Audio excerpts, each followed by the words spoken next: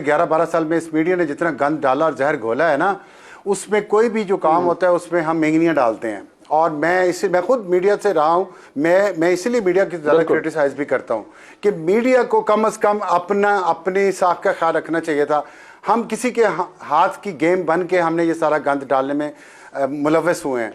पहली बात तो ये है कि इमरान खान को जो ये कहता है ना कि वो अवाम की ताकत पे आए हैं, वो इंटेलेक्चुअल डिसऑनेस्टी करता है। आपको नहीं पता कि मुर्तज़ा अली शाह ने खबर दी थी कि लंदन प्लान बनाया है जिसमें पाशा और ज़हीरुल इस्लाम और इमरान खान और चौधरी शुजात और ताहिर कादरी बैठे हुआ क्या कर रहे थे, अंडे दे रहे थे वहाँ पे बैठे। वो प्लान बना 2011-12 में, पहला धरना हुआ, फिर दूसरा धरना हुआ, फिर लॉन्ग मार्च हुआ, प्री पोल रिगिंग हुई, पोल डे रिगिंग हुई, आरटीएस बिठा दिया गया क्योंकि मेजॉरिटी तब भी नहीं मिल रही थी, फिर भी नहीं अक्सरियत हुई तो जहांगीर तरीन साहब का तैयारा चला।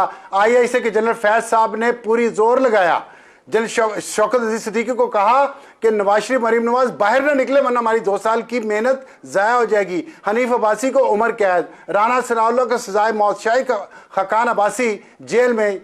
क्या मैं आपको बताऊं क्या क्या हुआ, क्या अब इस तरह हो रहा है? नंबर 1। नंबर 2 ये है, बात ये नहीं है कि अभी कंधों पे उठा के लाए हैं, क्या सहूलत करी की है।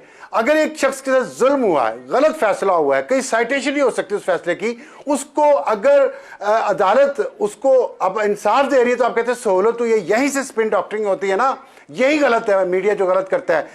14 केसेस में इमरान खान को गाड़ी में बैठे जमानतें मिली कि नहीं मिलती, बायोमेट्रिक उनका गाड़ी में हुआ कि नहीं हुआ, सच है या गलत है? बिल्कुल हुआ। उसका दाना तो मैंने तो नहीं दिया कभी भी। ठीक है, कोई हो सकता है कोई मजबूरी नहीं अंदर जा सके। नवाज शरीफ को एक केस में मिल गई है तो हम कहते हैं सिस्टम कंधों में बिठा के ला रहा है। ये कंधे जो है ना, ये कंधे बदलते रहते हैं। मेरा डर जो है, आप दोनों मुझसे छोटे हैं इसलिए आपको ये शायद इतने तल्ख तजर्बात नहीं हो जितने मुझे हुए हैं।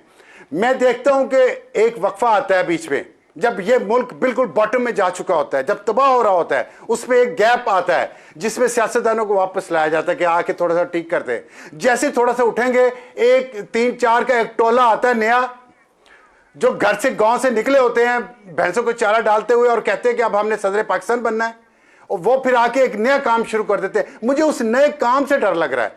मैं अपने बच्चों का, मैं जो कब्र के नजदीक हूं ना, मेरे बच्चे तो अभी यंग हैं, मुझे अपने बच्चों का फ्यूचर तारीख नजर आता है उन लोगों के फतूर से, दिमागी फतूर से, जो पहले लगते हैं सिफारिशों से ओहदों पे पहुंचते हैं और फिर आगे अपना एजेंडा निकाल लेते हैं, अपनी डॉक्ट्रिन निकाल लेते हैं।